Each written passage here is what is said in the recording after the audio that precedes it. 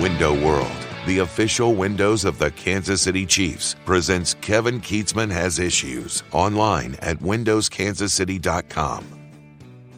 We begin with a correction at Kevin Keatsman Has Issues, and normally that would be a very serious thing, but this one is kind of tongue-in-cheek, and we're going to have a little bit of fun with. Indeed, it is a full correction. So let's start right there. I had a very astute listener send me an email, and there's some comedy in all of this as it unfolds, because it's the only email I got about the correction, and I probably should have gotten 100. To be honest, it says an awful lot about the Kansas City Royals that I only got one email about a correction for Tuesday's podcast when I was talking about the Monday night game between the Royals and the Padres, where Michael Wacha, the Padres pitcher, went 7 no-hit innings against the Royals. Michael Massey got a base hit in the 8th to break up the no-hitter, and I mentioned on Tuesday's podcast that Wacha, who had 100 pitches at the time, had been taken out of the game, and I can't believe they did that in front of a full house, that the guy clearly could throw 120 pitches. I would have just told him to go out there, throw strikes, and if somebody gets a hit or hits a home run, big deal. They were up by a large margin at that point. And I got it wrong, because it definitely was Michael Wacha who started the 8th inning and gave up the base hit to Michael Massey of the Royals, and didn't know this. I explained to the emailer why it happened, and there's a lot of commentary in here, and none of it's good for the Royals. Okay? I was fighting like mad to stay awake, and so here's what I was doing. We went to bed. We went to bed, I don't know, 10, 15, 10 o'clock-ish, and we typically watch about a half an hour of 30, 40 minutes of sitcoms or something silly in bed before we go to sleep. And I'm fighting it, and I'm trying to watch this Royals game, and Jessica's snoring. She's out, and I'm fighting it. And so I'm looking for the no-hitter and nothing else. So when the Padres are batting in the bottom of the 7th, I'm out, man. I'm out. And I hear, Ryan's voice or something, and I'm nodding in and out, and I wake up, and Massey's on first base, and I'm blurry-eyed, and they show the replay of him getting the base hit, and I quickly look to make sure, because I can't see who the pitcher is, and I grab my phone, and I look at the box score. What I had missed is that was a replay after the pitching change. So I look at the box score, and it says Wacha, 7 innings, 7 innings pitched, and that's all I looked at. And I saw the new guy in there, and I didn't look under the hit column to see who had given up the hit. And so I missed that, and I appreciate that, and I will offer the full and complete correction at this point that I was absolutely wrong. Wacha did come in and give up the base hit to Massey in the 8th inning, as astutely pointed out by one listener of KKHI. And boy, there's a lot bad in there for the Royals. If I'm having trouble staying awake for a no-hitter, and we have 28,000 subscribers to this podcast, and one of you sent me an email, hey, Kev, Wacha gave up the hit, and then they pulled him. Man, I was out of it. I was snoozing away, man. Royals beat the Padres on Tuesday night. This is just crazy. Brady Singer was good, not great. He could have given up, didn't. Could have given up a 3-run homer in the game, went all the way to the wall. And he gets the win in this game. It's his 3rd victory of the year. And he probably stayed in too long. He had a high pitch count after 5 innings, but had given up no runs through 5. There were 2 errors in the 5th inning that led to 2 unearned runs. And you could tell that Singer was a little rattled by this. They brought him out for the 6th, and he gave up a couple more. But the bottom line is, Singer pitched 6 innings, gave up 2 earned runs. I'll take that pretty much any night. Any night. Any night that Brady Singer or any Royals pitcher wants to go out and go 6 innings, give up 2 earned runs, I will take that. The astounding part is it still wasn't a great outing. He has not been good this year. His earned run average is near 7. And it's all because of big innings. When he's lost, he's had massive innings where he's given up 5, 6 runs in an inning, and his earned run average is bloated. But he does have a high number of innings where he doesn't give up anything. And so he's an odd pitcher. And he was the Royals pitcher of the year last year. He's working through this. He doesn't look the same. It doesn't look good. But one thing has remained the same, and it's just shocking with the Royals. And that is, Brady Singer started 9 games this year, and the Royals are 6-3 in those games. And you can't argue that. They are 6-3 when he takes the mound. They are 7-28 in all other games. That is ridiculous. Don't ask me to explain it. I simply don't know. All right, so the correction is made. We move on to the thing everybody in Kansas City is talking about now, and that is Jackson Mahomes and his court appearance on Tuesday and what we learned there, and the follow-up, which is now making national news and is not much. It's not as big news here, I think, because we're used to the wife, Brittany, getting involved and saying outrageous things in social media, but they've been quiet on this, as has Patrick, but she is now speaking out, I think. But either way, it's hitting all the national websites, and now everybody not only is talking about Jackson Mahomes in court, but Brittany Mahomes and what she's commenting on social media. So here's the latest on the case. Jackson Mahomes was in Johnson County Court on Tuesday, and he was told by the judge that he can talk to 3 of the witnesses in this case that are his friends, but not about the case. There is a 4th witness that is believed to be the former stepdaughter of a victim. That kind of goes with what we've learned, that he knew a young lady who was related to the woman that owned the restaurant that he allegedly sexually assaulted. So Mahomes has been told about the 4th witness that he cannot speak with that person, even on a basis of friendship. He cannot call this person or text this person and say, wow, what a pretty day today. Can't do that at all. So we also learned from the prosecutors in Johnson County on Tuesday that what they're asking for to stay away from all of these witnesses, and the reason they didn't want Jackson Mahomes to be in contact with these witnesses, somebody close to Mahomes, Jackson Mahomes, has already tried to influence the 4th witness, and something happened that night at the restaurant trying to influence the witness.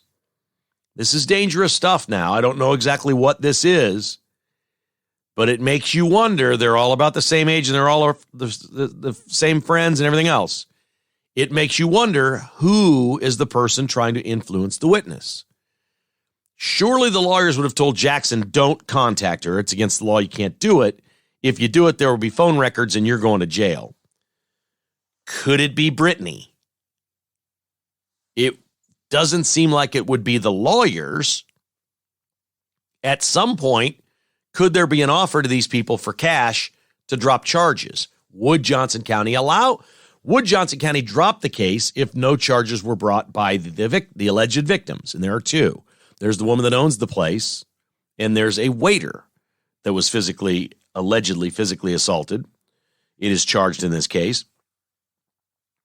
So I don't know what that means, but Brittany is making headlines here. And if we're going to start connecting this stuff, let's go to what she tweeted on Monday. She's been very quiet about this, and this does not say that she is tweeting about Jackson Mahomes, but you be the judge of what you think this means. We learned all that new information on Monday about Jackson Mahomes in this case, and we learned that he'd be in front of the judge again on Tuesday. So we got all the new information, that it was more serious than we thought, and that the police were backing it up, and they have video evidence and all of this. And Brittany Mahomes went on social media, and she wrote, as you get older, you start to understand the difference between friends and associates, family and blood, business and work, love and lust, want and need, and most of all, what's important and what's not. Unfortunately, a lot of y'all met me when I lacked boundaries. I was a people pleaser.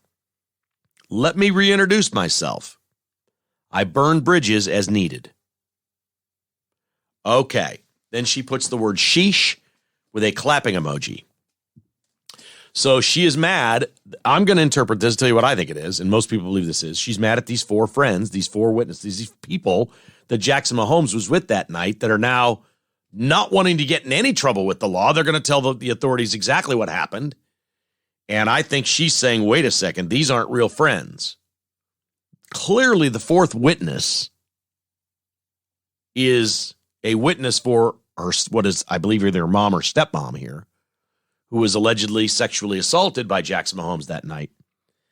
And it seems to me that's what this is about. I burn bridges as needed. So does that mean she had reached out and talked to these people and was trying to smooth it over and it didn't work? I don't know.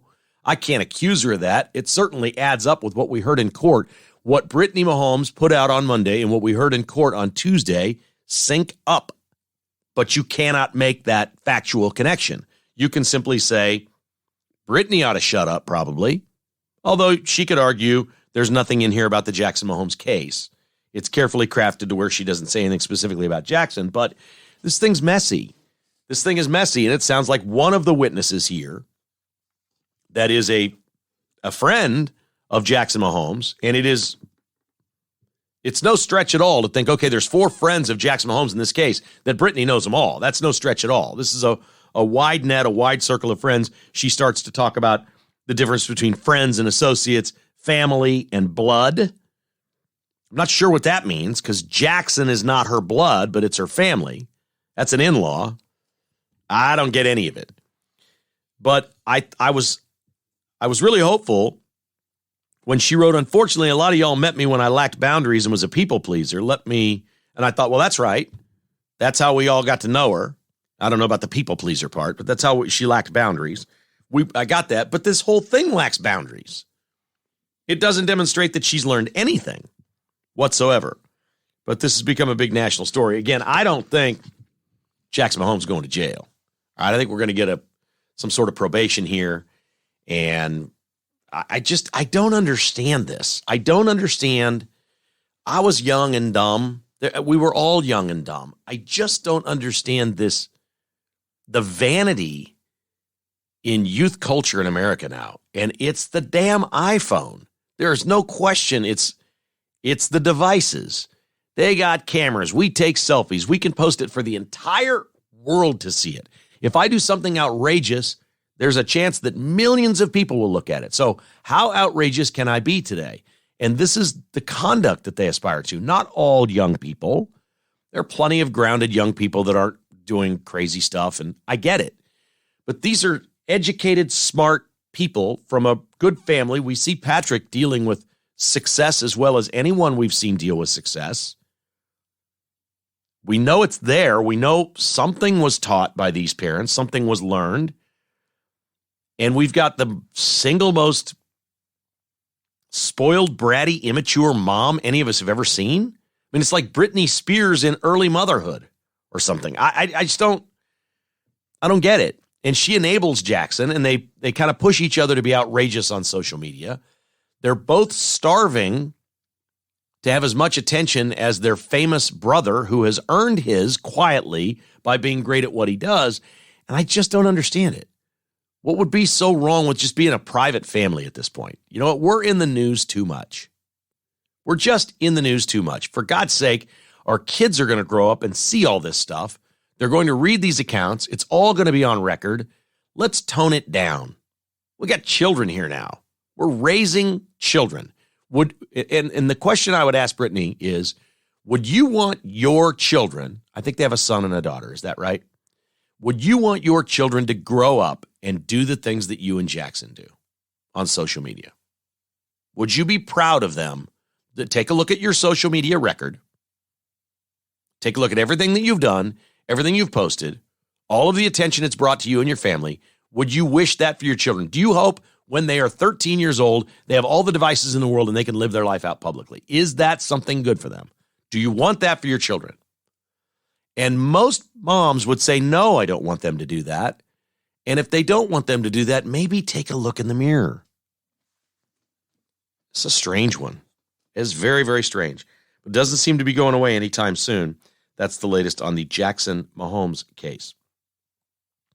Also, sort of attached to the NFL is, I got an email from a listener who said, Kevin, you're wrong on the Chiefs' schedule. It's not brutal. The win percentage is low. The opponent's win percentage is low. And I said, okay, that's because the Raiders and Broncos sucked last year, and I think they're both going to be better. There's reason to believe that they'll both be more difficult to beat this year than last year. That's almost a fourth of your schedule right there, just those two teams. And I said, what really good team in the NFL are the Chiefs not playing? San Francisco would come to mind, but beyond that, I don't know. Maybe somebody will pop up and be a great team this year, and the Chiefs won't play them. But I think most people are thinking the two teams most likely to jump up and be way better this year than last, way better this year than last. The two teams that will jump up and do that are the Lions and the Jets, and the Chiefs play them both. It looks like a tough schedule to me, but I appreciate that. I love it when listeners challenge me and say, hey, here's this. And a lot of times I'll change my mind and say, wow, you're right. And I'll point that out. I'll point it out that the win percentage of the Chiefs based on last year maybe isn't as daunting as it looks to me this year. But I would bet just about my bottom dollar that 3 of these 4 are better this year than last year. Raiders, Broncos, Jets, and Lions. That's 6 games. That's more than a third of the schedule. And 3 of those 4 teams are going to be better. One of them may have an injury. One of them may stink. One of them we may read wrong. But 3 of those 4 teams are going to be better than last year.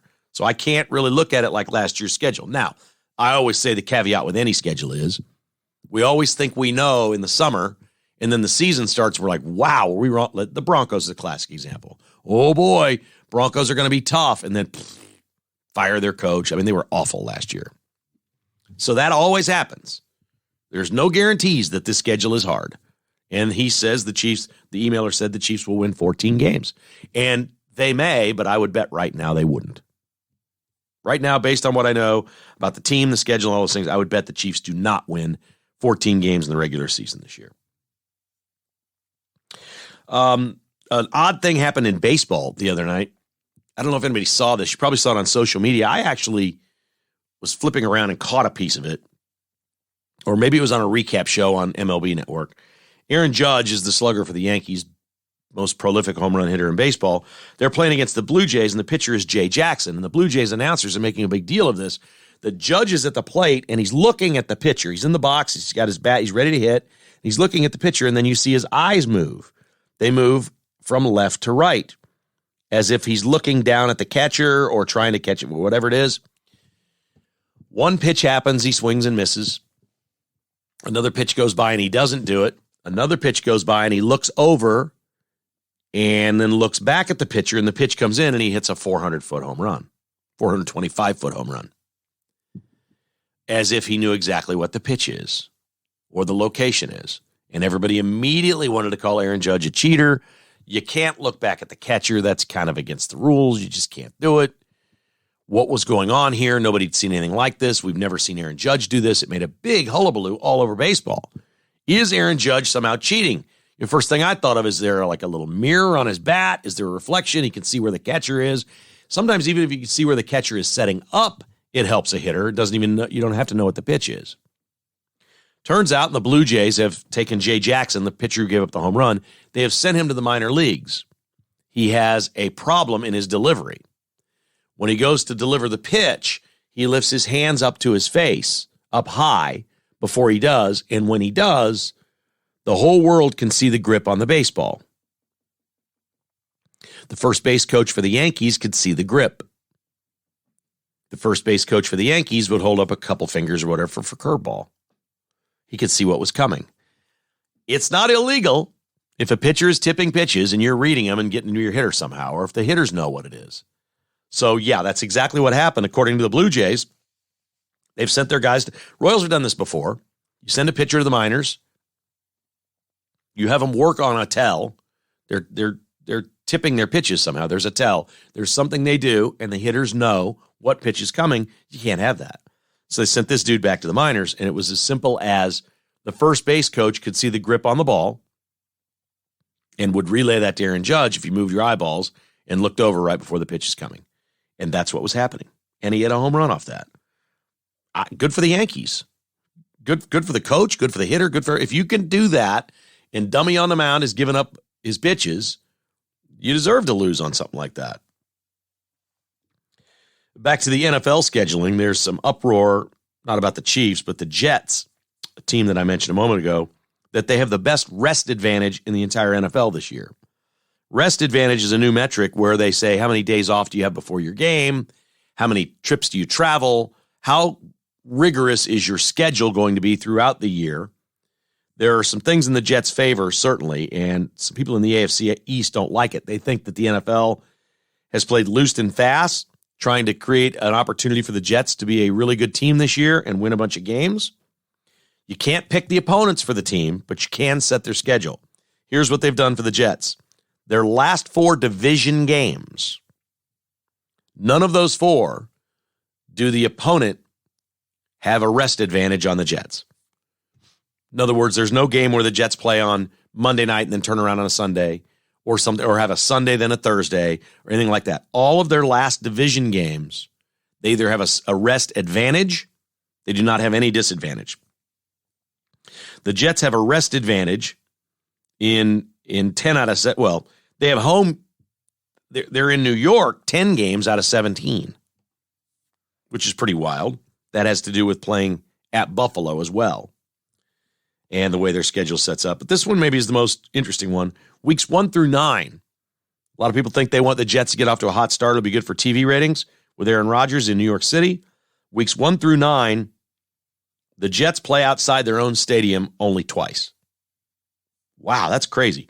October 5th through November 12th, they don't leave the state of New York. Well, they don't leave New York. They actually play home games in New Jersey, but the point is well taken.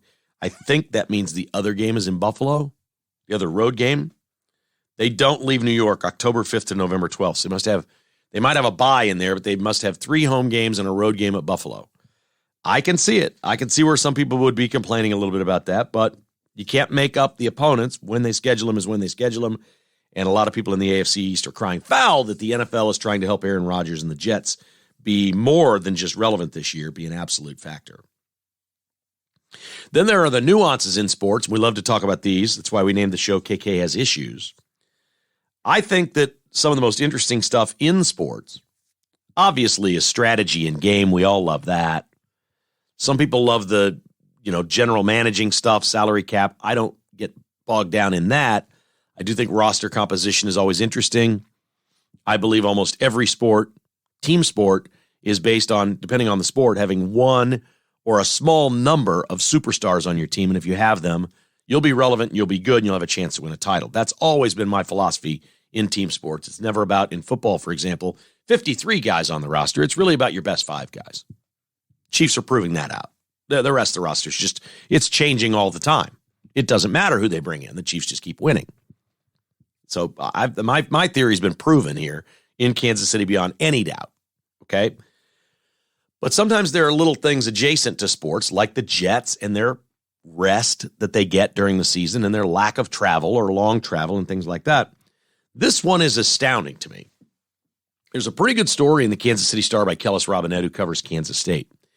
And it is interviewing coaches at Kansas State that are dealing with something over the next 4 months that no coach at K-State has had to deal with, but was always a problem with Kansas State athletics. Kansas State is in a golden era right now. I mean, they won the Big 12 in football. They made the Elite Eight in basketball. Their coaches are getting long-term deals. They're selling out their buildings. The revenue is flowing in. The league is changing, and they see the opportunity to become the Oklahoma or Texas of football in this league. Whether they achieve that or not, I don't know. Kansas State believes it is about to be the national power in this league. They believe this is all true. Laugh if you want. We grew up at a time where people would say, oh, Manhattan. People thought Manhattan was in Western Kansas. Nobody can go there. There's no black student. What black athlete would ever go there? There's no black students wouldn't go to Manhattan, Kansas. You can't recruit there. Lon Kruger invented that way back in the day. When he left Kansas State, he left and said, well, you can't recruit there, so I left. And the one thing that really made recruiting hard and what the coaches didn't like was driving back and forth to KCI. They would go pick up recruits, then they'd drive 2 hours to Manhattan. They'd have them for the weekend. They'd drive them back 2 hours, and they go, this is the best we can do?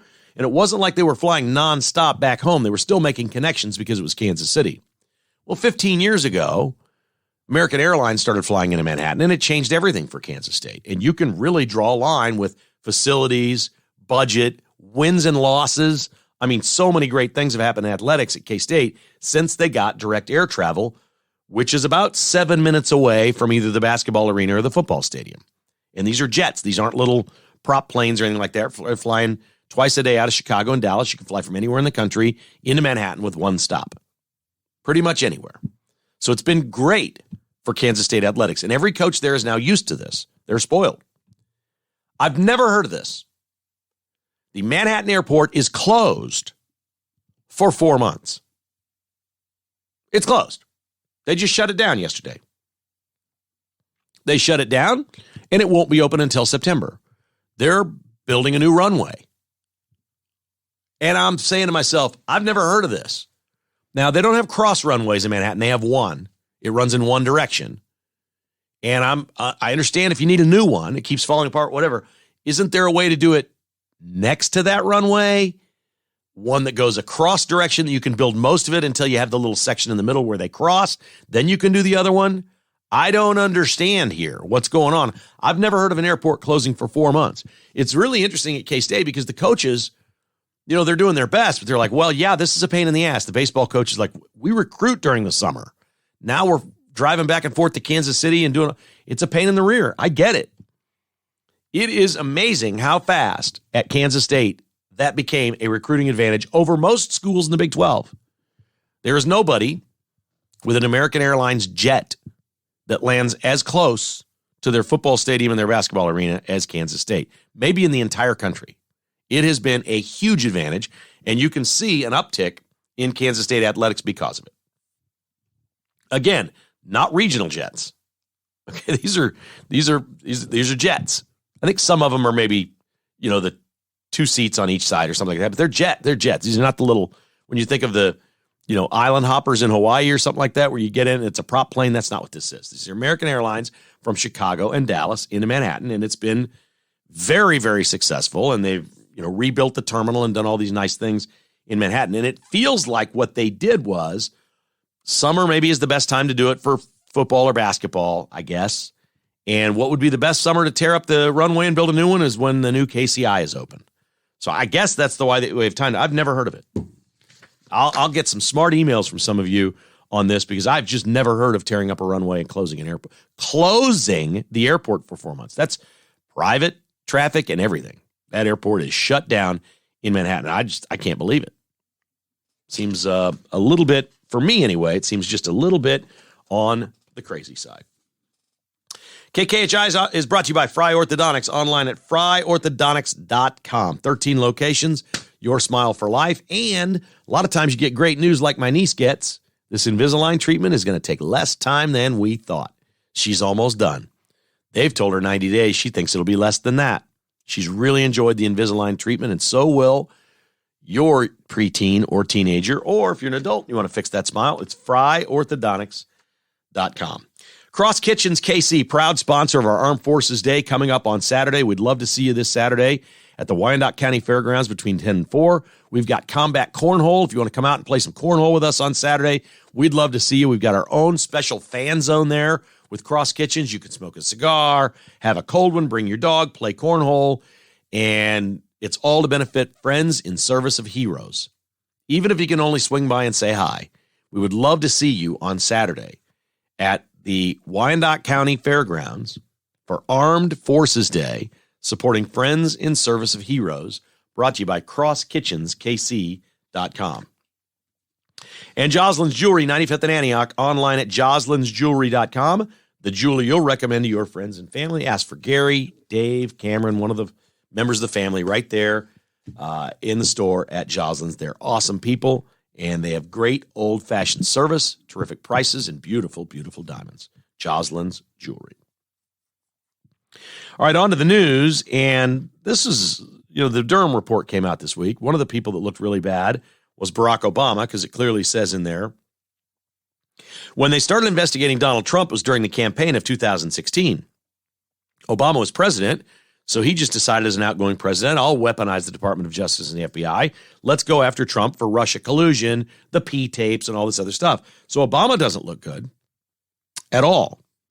But before the Durham report came out, he did a sit-down Sunday with CBS Sunday Morning. And he's just getting raked over the coals. I always feel like it's best for presidents to do very little after they're president. Like, just don't talk very much, go do charity work, make your money, live your life, whatever. Because when you say things, you now look stupid. And Obama looks really dumb here. He really looks dumb. I mean, he looks like this guy was president for 8 years. They asked him what keeps him awake at night. And Obama's answer was a divided media. Immediately, you want to say, wait, not China, not nuclear war, not a pandemic, not spiraling crime rate, not young black children being killed in our inner cities due to violence. There's a lot of things out there, Barack. What keeps him up at night? Divided media. He says we now occupy different realities.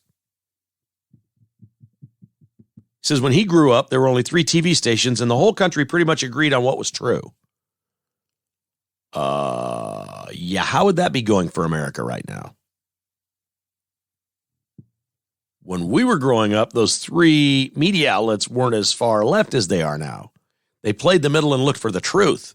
When they found the truth, we believed them. Now, when you have the Durham report proving that Russia collusion was a complete hoax of the leftist media, where the New York Times and the Washington Post combined won 20 national awards for excellence in journalism concerning Russia collusion, every single one of those stories has now been proven false, and they won national awards for their reporting.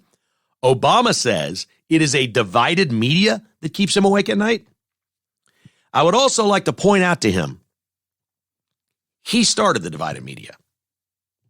Bill Clinton didn't have the advantages that Barack Obama did. He had some advantages, not like today.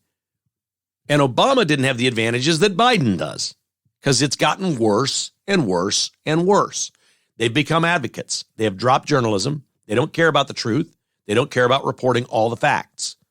On the left, they do not care. This is one of the complaints by people on the right, that Fox News is too fair. I think it's great that Fox News is fair. I think it gives them credibility over everyone else, and that's why they win in the ratings. We know through research that people on the left also watch Fox News. There are people on the left that want to know the truth, and they will watch on Fox News and see it. Is Fox News slanted at times? Of course they are. Of course they are. When they're reporting news, it's full, it's complete, and it's both sides. CNN is attempting to do this now. Barack Obama has just been obliterated by his comment that what keeps him awake at night is a divided media in this country.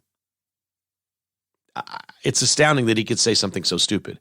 First of all, there are way more important things. That tells you how political he is.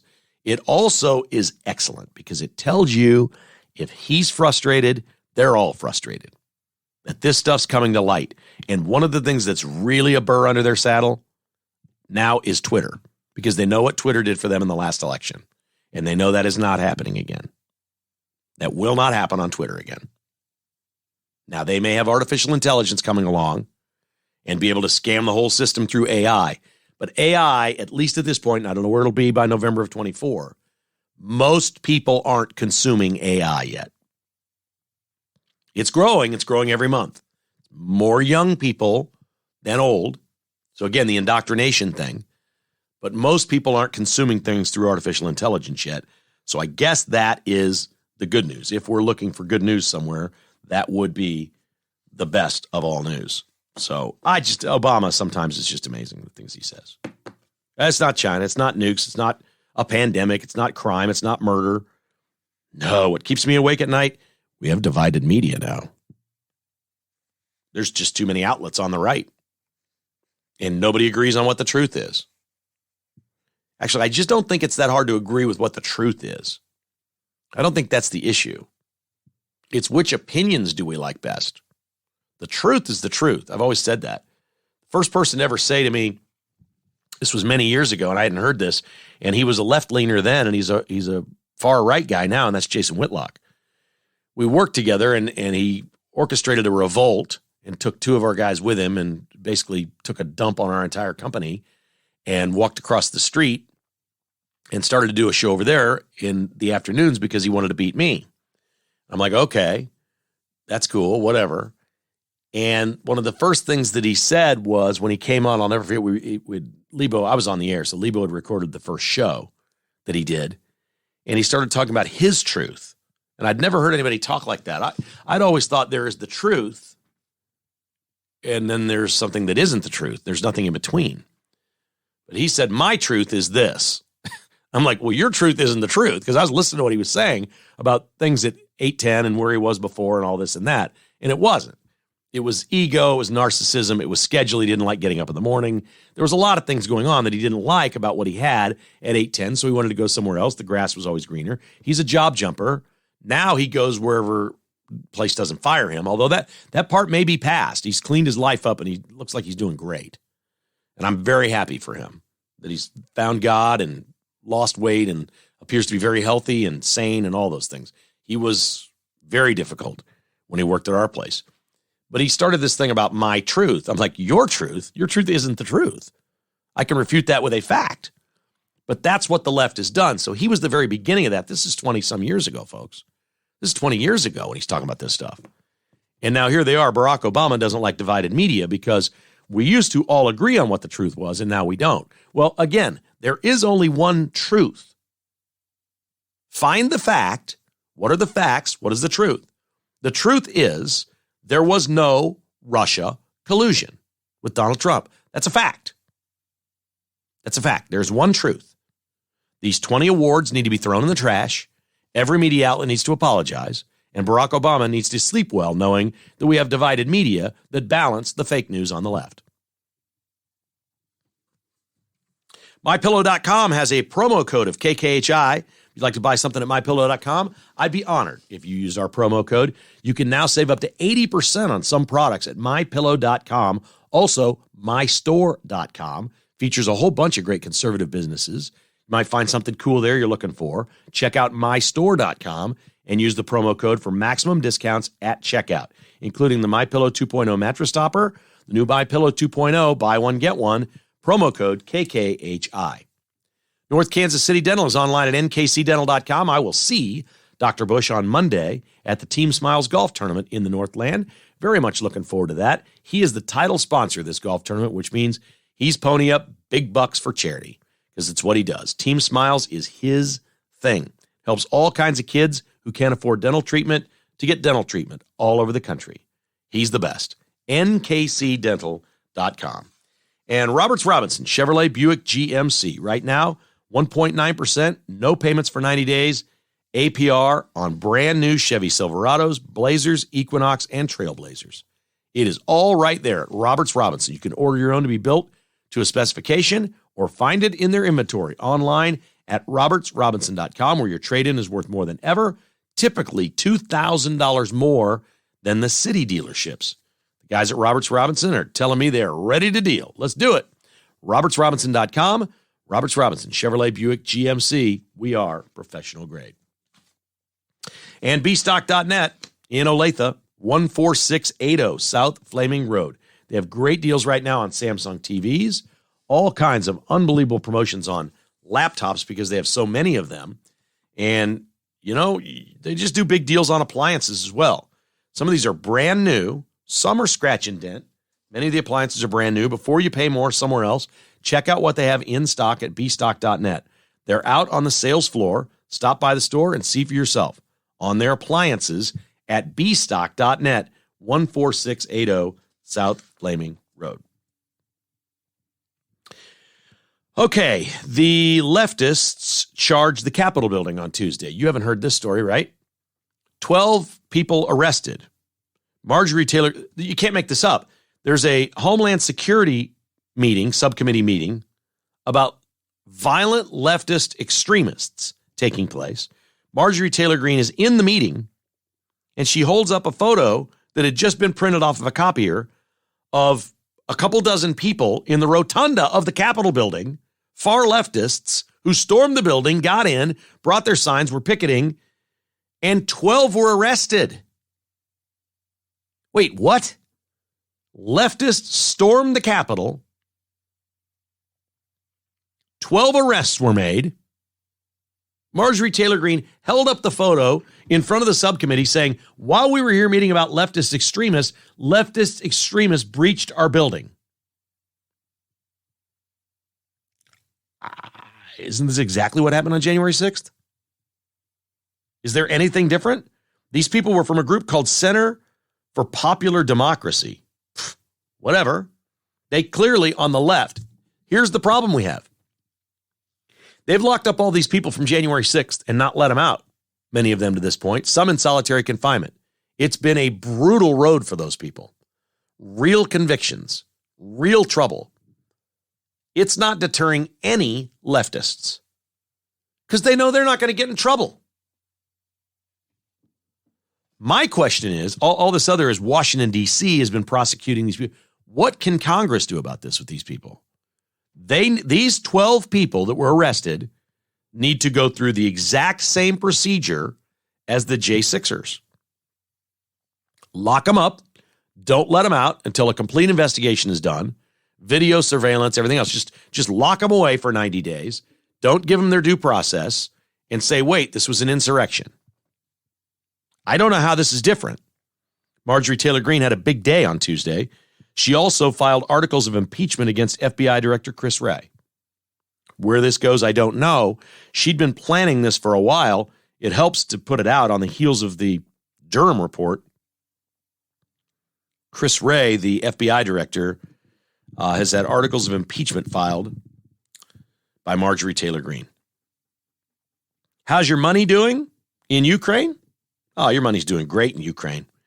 The Supreme Court Chief Justice. Okay, this is John Roberts in the United States, right? Chief Justice Roberts, you know him. This is the Ukrainian equivalent to Chief Justice Roberts.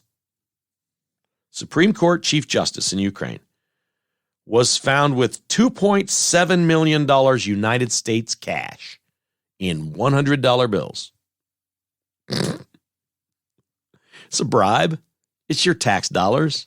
That's your war money. That's your war money. That's all that is. Biden's war money, $2.7 million of it, wound up in the hands of the Supreme Court Chief Justice in Ukraine. You should see these. There's videos everywhere of all these people that work at their parliament and stuff. They're all driving Bentleys. They all got new cars. In the middle of a war, they're all driving $150,000 cars. In the middle of a war. It's astounding what's happening with the people in charge in Ukraine. Suddenly, they're all really rich. Like really rich. Mega rich. Millions and millions of dollars. Living their best life as long as a bomb doesn't fall on their head. What a scam. What are they doing to us? That is our money. Supreme Court Chief Justice in Ukraine has been arrested and detained after it was learned or believed that he has $2.7 million in cash. Cash. Like Obama cash off the airplane. It's just remarkable. It is absolutely, utterly remarkable. Ticketsforless.com is your place for Chiefs tickets. On sale now. All games this year. Arrowhead Stadium. Prices are lower now than they're going to be the week of the game. I can promise you that. Pick a game and go. Get some great seats. Maybe get in the club level if it's going to be hot early in the season or cold late in the season. It's ticketsforless.com. Promo code KKHI. That's right. And did you know you can add parking and VIP tailgate passes at ticketsforless.com on the very same order? All goes into one thing. Again, no fees added on any of them. The price you see is the price you pay. Ticketsforless.com. At checkout, always plug in KKHI. You will save between 5 and 15% with that promo code. Jump on it at ticketsforless.com. Advanced Medical Imaging online at medimageks.com. See what's inside. These folks can help you with your health, for sure. If you need an MRI or a CT scan, they work with your insurance. They take all major insurance. And if you want to see what's inside and get your plaque score, it's less than $100. Very simple. Schedule an appointment or make the phone call. Just go to medimageks.com. Medimageks.com. See what's inside at Advanced Medical Imaging. Love those folks a bunch. Also love our friends over at the Finch Knife Company, now featuring the Flint series of knives. You're going to love it. FinchKnifeCo.com. Keep life from getting dull. All right, our final here. Well, no, I got two. I got a couple stories. Let's do before the final. Let's do this one. This is a real estate story. San Francisco has been one of the most coveted office building space places on the planet. A lot of Asian companies like doing business there, so they like buying those buildings and having them as close as they can possibly be to where they are in Asia. It's the shortest travel to America. So they buy these, and typically San Francisco buildings have gone for big, high prices. In 2020, a high-rise office building in downtown San Francisco sold for $250 million. That's in 2020. It's in the middle of the pandemic. 2020, it sold for $250 million. It is on the market right now for sale for $67 million. Less than 3 years ago, it sold for $250, and now it's $67. Nobody wants to do business in downtown San Francisco. This is all Joe Biden. There it is, his presidency. 2020, $250 million. 2023, $67 million. Thank you, Joe Biden, and what you're doing in our cities. The problem we have is people are fleeing the cities, they're moving to the burbs, and they're changing the way the burbs vote. That's the problem. We'd actually like all the Democrats to be concentrated in the cities. Let them ruin their cities. Don't move out where people are safe and living well and not paying high taxes and run for city council and change all our government. Please don't do that to us. But it's happening. And nowhere is it reflected more than the price of real estate, commercial real estate in San Francisco. And our final is brought to you courtesy of social media. This thing went viral over the last couple of days. Last Thursday, the Royals played the White Sox at Kauffman Stadium, mostly in the rain. It was school day at the K. They didn't cancel this game or postpone it, and they started it 30 minutes late, as I recall, because they had 30-some thousand tickets sold because all these school kids come once a year. The last thing they wanted to do was give out rain checks to all these people. So they played, and they kept playing. And an off-duty Kansas City police officer named Matt DeLue, D-E-L-O-U-X, DeLue, Matt DeLue took his son to the game that day. Matt and his son were enjoying the game when another kid comes running up to Matt and grabs his arm, clutches around his arm, and he can tell the kid can't breathe. The kid's going, one of those things. The off-duty police officer couldn't put Heimlich on this kid because he would have broken his ribs and done more damage than good. Knows what to do, bends him over, takes his arm across his diaphragm, and starts striking him on the back until the boy coughs up a giant chunk of a chocolate bar that was stuck in his airway. May have saved the kid's life. They asked the kid, "Why did you run up to Officer DeLue? He's off duty. You couldn't tell he was a cop." And the kids say the darndest things. The kid said, "I looked around and he looked like the most professional person." Now that's why I love the police. The off-duty cop looked like the most professional person. This kid is choking, doesn't know what to do. He's going to pick one person to run up to, and out of a crowd of people where he sees people, he picks an off-duty cop. You want to tell me what that says about police officers? I don't have to tell you. They're the best. The kid was fortunate. Probably would have got him help. But if he passes out and can't breathe before they can save him, whatever, you know what can happen. There even can be brain damage even if you live. Neurological damage, things like that. This is a really good, happy story. And we don't hear a lot of stories like this. We never used to hear these stories. Now social media is out there, and you hear a lot of them. A lot of times we focus on the bad. That's fantastic. I'm getting goosebumps right now just talking about it. Off-duty cop. Way to go. Officer DeLue, you know you're a hero based on what you do every day, but you're really a hero for doing that when you're not working. You were with your own kid, and you helped another kid. That's awesome. Thank you so much for your service and all of the first responders and folks in our military, and we hope to see many of you who appreciate these folks Armed Forces Day on Saturday at the Wyandotte County Fairground. We'd love to have you come out and play cornhole with us. You don't have to sign up this time. You don't have to send me an email.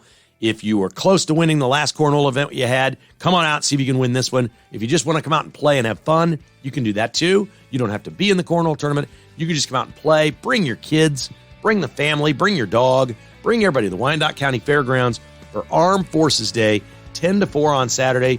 Come and go as you please. There's nothing really slated. I'm speaking on the main stage around 2 o'clock, between 2 and 2:15. I won't have a lot to say, so you don't necessarily come for that. but I will be up there saluting our troops and the folks that serve our country so well. We're looking forward to that with Armed Forces Day on Saturday at the Wyandotte County Fairgrounds, 10 until 4, with Kevin Keatsman Has Issues.